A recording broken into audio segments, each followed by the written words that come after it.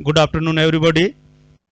जैसा कि आपको विदित है, कल हमने सल्तनत काल के सबसे बुद्धिमान, दूरदृष्टि, कूटनीतिज्ञ और बहुत प्रतिभाशाली सुल्तान के बारे में परिचर्चा की थी। लेकिन दुर्भाग्य यह है कि तत्कालीन साहित्यकारों और इतिहासकारों ने और उस पर रिसर्च करने वाले स्टूडेंट ने उसे पागल बादशाह की संज्ञा दी। मैं बात कर रहा था मोहम्मद बिन तुगलक की।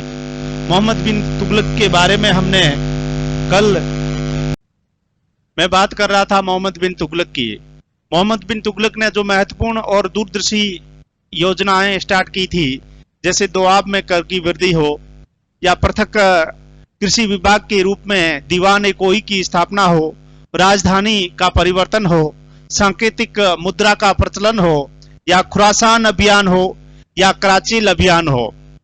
ये ऐसी विशिष्ट तरीके की योजनाएं थी जो दूरदृष्टि आधारित थी, लेकिन ये असफल रही क्योंकि इनके क्रियान्वयन के लिए आवश्यक जो क्रियान्विति के लिए कदम उठाने चाहिए थे, जो प्रशासनिक अधिकारियों का सहयोग मिलना चाहिए था, वो नहीं मिला। और इस कारण से जनता में भयंकर असंतोष पैदा हुआ और सुल्तान की छवि एक बदनाम सुल्तान के रूप में हुई और अंततः ये सभी योजनाएं सुल्तान को रद्द करनी पड़ी और ये सभी योजनाएं बेसिक रूप में असफल रही और सुल्तान की एक पागल या बदनाम बादशाह के रूप में छवि प्रसिद्ध है।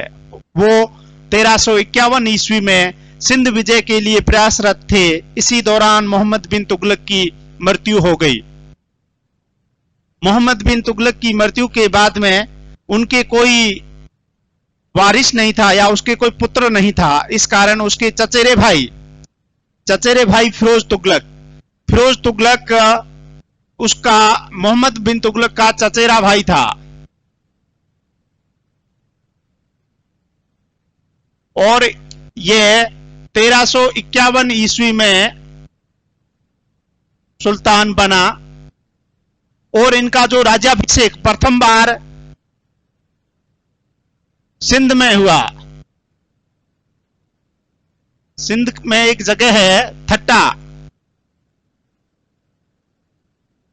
उस स्थान पर जहां पर मोहम्मद बिन तुगलक की मृत्यु हुई थी और उसके जो अमीर वहां पर उसके साथ में थे, उन अमीरों ने मोहम्मद बिन तुगलक की जगह उसके चचेरे भाई फिरोज तुगलक को अगला बादशाह नियुक्त या सुल्तान नियुक्त कर दिया। यह मूलतः हिंदू माता से उत्पन्न था, इसलिए इसने अपने आप को विशुद्ध इस्लाम अनुयायी सिद्ध करने के लिए कट्टर धार्मिक नीति का अनुसरण किया। धार्मिक दृष्टि से इसने असहिष्णुता वाली नीति का अनुसरण किया और उलेमाओं को प्रधानता दी, वरीयता दी। उलेमाओं के निर्णय प्रशासन, न्याय, सैन्य और राजनीति में इसने स्वीकार किए।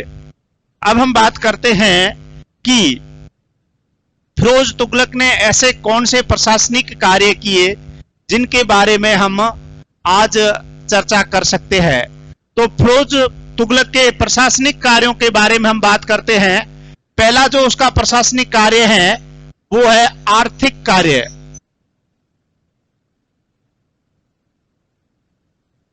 या आर्थिक सुधार। देखिए, किसी भी शासन व्यवस्था का जो आधार स्तंभ होता है वो उस राजा या उस राज्य में आर्थिक स्थितियां कैसी है।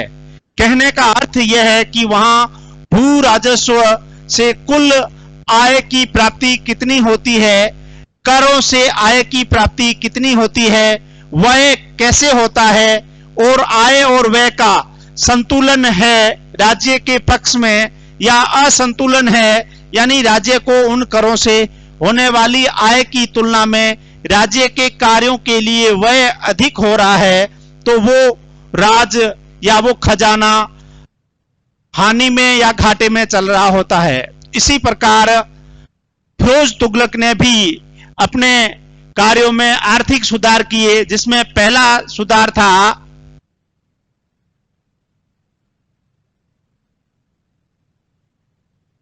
संपूर्ण राज्य की आय का आकलन।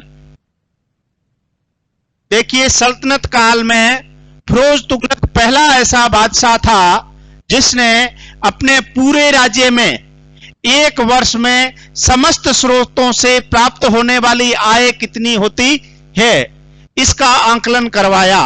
इसने एक ख्वाजा हिसामुद्दीन जुनैद, ख्वाजा हिसामुद्दीन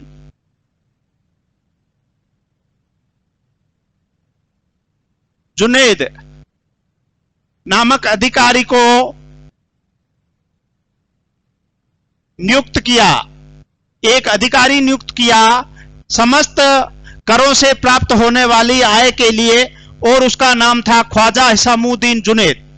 इन्होंने समस्त राज्य में 6 साल तक भ्रमण करने के बाद में यह निश्चित किया कि समस्त करों से फिरोज को जो वार्षिक आय प्राप्त होती है वो होती है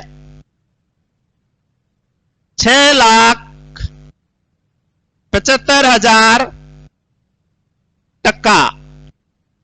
फिरोज तुगलक को समस्त करों से 6,75,000 टक्का वार्षिक आय प्राप्त होती है।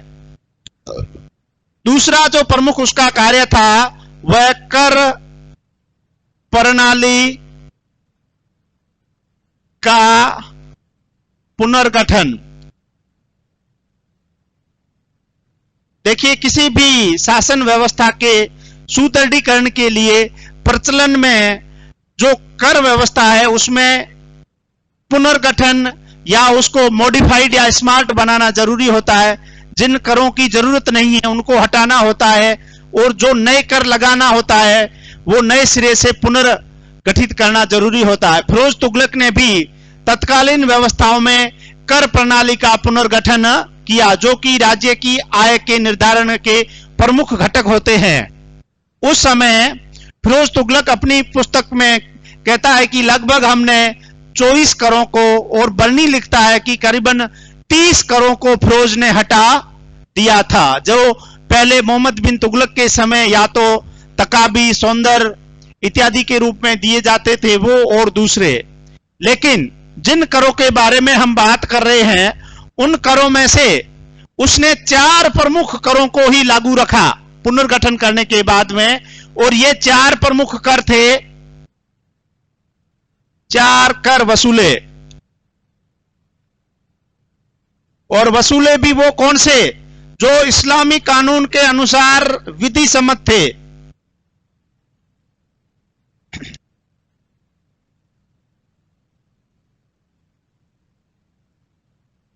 इस्लामी कानून के अनुसार विधि सम्मत स्वीकृत सुल्तान जनता से कौन कौन से कर वसूल कर सकता है, उन्हीं 4 करों को फिरोज तुगलक ने वसूला। पहला खराज, जिसे सामान्यतः भू राजस्व कर कहते हैं। दूसरा खुम्स, युद्ध में लूटी गई सामग्री। तीसरा जजिया, गैर इस्लामी जनता द्वारा दिया गया कर। और चौथा जकात, इस्लाम को मानने वाला व्यक्ति अपने जीवन में अपनी समस्त आय का 1/40वां भाग दान के रूप में, खैरात के रूप में बांटता है, जो कि जकात कहलाता है। देखिए, 4 कर ही वसूले, खराज, खुम्स और जजिया और जकात, ये 4 कर थे जिसे वसूला। तीसरा, नहरों का निर्माण।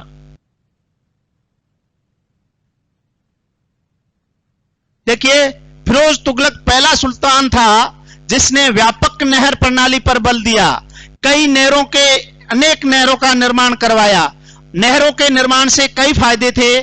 पेयजल की आपूर्ति होती थी, सिंचाई की सुविधाएं होती थी, और खाद्यान्न का जो संकट रहता था अकाल में जो और व्यापक बढ़ जाता था, अकाल के निवारण में, खाद्यान्न उत्पादन में बहुत बड़ा योगदान नहरों से होता था।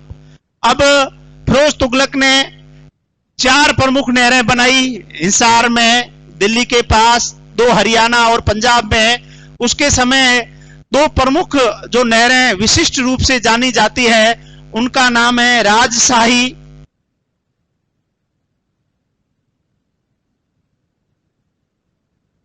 और दूसरा उलूक खानी। यह दो नहरें थी जो फिरोज तुगलक के समय विशिष्ट रूप से प्रचलन में थी। नहरों के निर्माण के कारण एक फायदा यह हुआ कि उत्पादन में वृद्धि हो गई, उत्पादन में वृद्धि हो गई, और दूसरा यह फायदा हुआ कि समकालीन समय में अनाज के भाव में बहुत बड़ी कमी आ गई।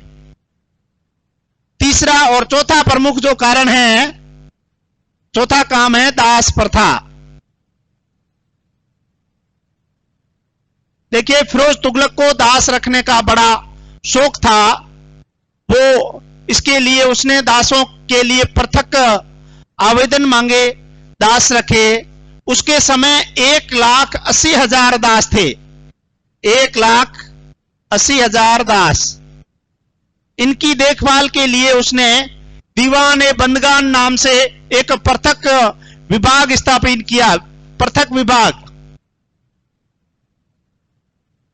पृथक विभाग स्थापित किया जो दीवान-ए बंदगान का नाम से जाना जाता था। जो ये दास थे, ये कालांतर में राज्य के लिए बहुत ही भयंकर सिद्ध हुए। पहली बात तो यह है कि इन लोगों को जो वेतन दिया जाता था, इसके कारण राज्य पर अनावश्यक रूप से आर्थिक भार बढ़ गया। दूसरी बात यह है कि फिरोज तुगलक के बाद जो अयोग्य उत्तराधिकारी हुए, उत्तराधिकारियों के समय जो राज्य में अस्थिरता फैली, उसका कारण भी यह दास लोग ही थे। पांचवी जो उसकी कार्य है वो सैन्य सुधार।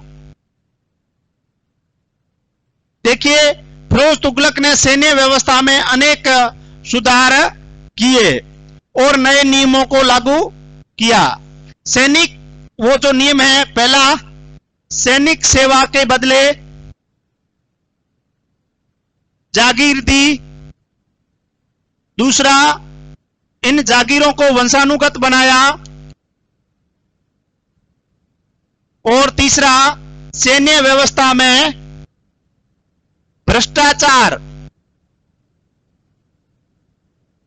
भ्रष्टाचार को प्रोत्साहित किया। सैन्य व्यवस्था में जो फिरोज तुगलक द्वारा कानून या नए नियम लागू किए गए, उनमें पहला, जागीरों को सैन्य सेवाओं के बदले में जागीर प्रथा को शुरू किया गया। दूसरा, सैन्य सेवाओं के बदले जो जागीर प्रथा थी उसको वंशानुगत बनाया गया। और तीसरा, सैन्य व्यवस्था में भ्रष्टाचार को प्रोत्साहन दिया गया। इन सब कार्यों से जो सेना शक्तिशाली बननी थी, उस शक्तिशाली सेना की जगह सेना दुर्बल बन गई। तो आज हमने फिरोज तुगलक के प्रशासनिक कार्यों, विशेषकर आर्थिक सुधार, संपूर्ण राज्य की आय का आंकलन, कर प्रणाली का पुनर्गठन, 4 कर लिए खराज, खुम्स, जजिया और जकात, नहरों का निर्माण, दास प्रथा का प्रचलन और दीवाने बंदगा की स्थापना और सैन्य सुधारों के बारे में अध्ययन किया। अगली कक्षा में हम फिरोज के और पीछे जो कार्य, उनकी धार्मिक नीति, सार्वजनिक निर्माण के कार्य, परोपकार के कार्य और सार्वजनिक हित के कार्यों के बारे में परिचर्चा करेंगे। धन्यवाद।